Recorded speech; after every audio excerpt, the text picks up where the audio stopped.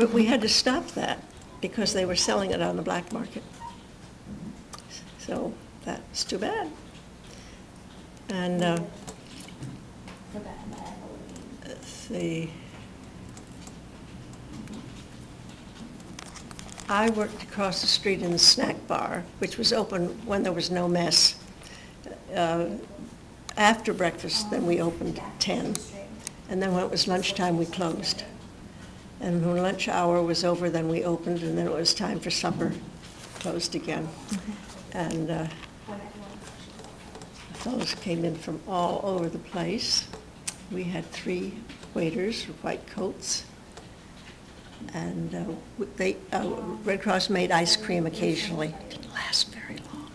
But when they did, one boy lined up 5 cups. I thought, that's not fair. And I was going to go over and talk to him. Then I thought to myself, nobody's going to know that he's got 5 cups. And he's probably been looking forward to this for the last year, you know. So then I would take some up to the hospital too, the burn ward or something. I would bring it up and they would put them in specimen cups and they eat with tongue depressors, you know, that thing like that. It was nice. So let's see, I guess that's, I was sick, I got hepatitis, went to the hospital for 6 or 7 weeks. Hepatitis, you can't have any fat. No butter. And of course, the Army food is very greasy, so I was there a long time getting my tummy straightened out. But I finally recovered, and then I got to leave Easter time to go to Rome. And because of my family and background, my mother got we got special attention. We're taking all sightseeing, the 4 of us, 6 of us, Red Cross man, so all around the Vatican. And then we had a private visit with the Pope. Well, I mean the 150, that's private. And so that was nice. I had Easter Sunday at St. Peter's, which was a doubtful pleasure because, first of all, you couldn't see or hear the altar. And the thievery was terrible. The children were in there, cigarette show, chewing gum, children. And so I had my purse pulled around in front of me. I just held onto it like this. And I could hear the bells up in the altar, but I didn't know where we were, but at least I was there. So that was nice. And then my roommate and I got to go to Capri because it was a rest camp for the Americans. So we went to Capri. It was beautiful, the Blue Grotto and everything. It was heaven. I just came back from Europe last year, and it's a mess. Capri is just a mess. There's no longer lights in the Blue Grotto. It's just like New York City. It doesn't look like anything, and I'm so disappointed I'll never go again. But anyway, it was very nice to go there. And while we were there, my birthday, 10th of August, came, and they were having a little celebration, and a colonel came down the steps into the dining room with tears streaming down his face. He said, "The war is over." We didn't know anything about VJ Day at all, because we had no newspapers. We had Stars and Stripes, but Mussolini had forbidden the New York Times, so we had no idea what was going on. You live in your own little section, you know. People tell you things, but so that was fine. But nobody comes home, you know. It takes years to get home in those days. They didn't fly you home. You had to wait for a ship.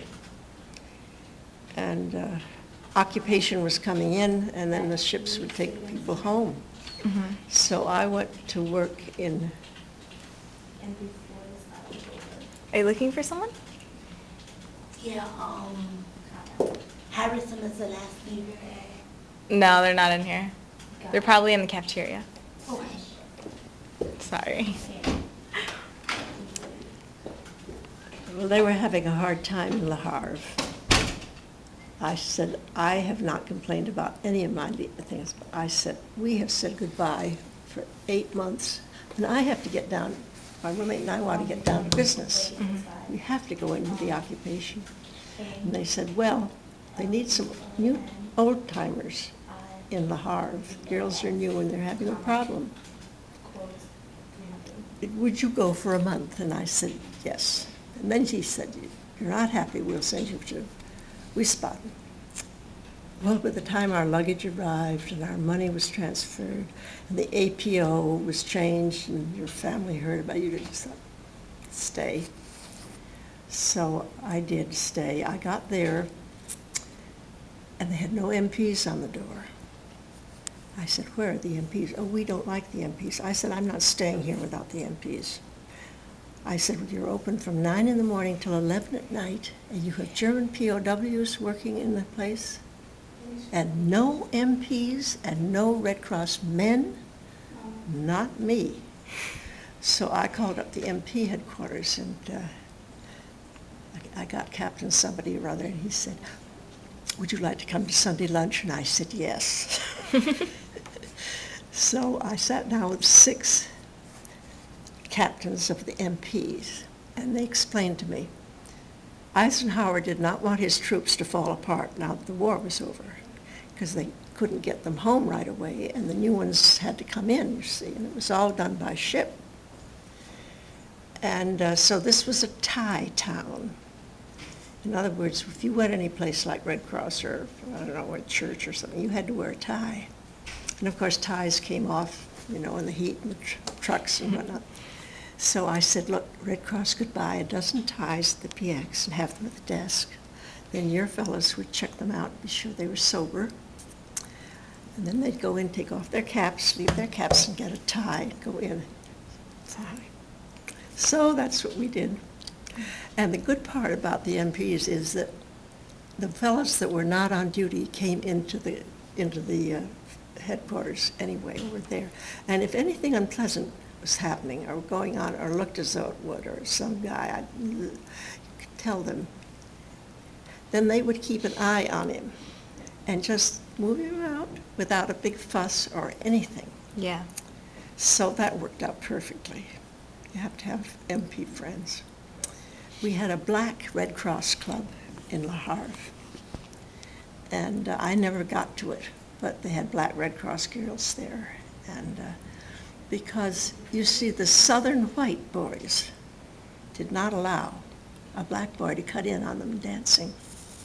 There's a fight, 10 minutes. And there was a general who built a new something or other, and everybody was going to be able to play basketball and dance. There were no rules and everything. And the MPs looked at me, and I looked at them, and I said, uh-huh. I said, how long do you think? He said, 15 minutes. So sure enough, they opened it up, and the first black guy that cut in on a white French girl in front, big brouhaha, had to close it down, no more dances. Wow. No more dances. See, the great feeling in the Southern boys, and you had to know that. Yeah. Yeah. Was there anyone, who were you leaving behind When I left? when you left? Oh, my boyfriend in Boston said, your parents will never let you go. I said, ha ha. They were delighted. My brother was in the service. He was learning Japanese to go to Japan. And they were so excited about my going. And my family's very military. Mother had 4 brothers in World War I and 3 of them back in World War II. It's only 20 years apart. My family's very military, so that was all right.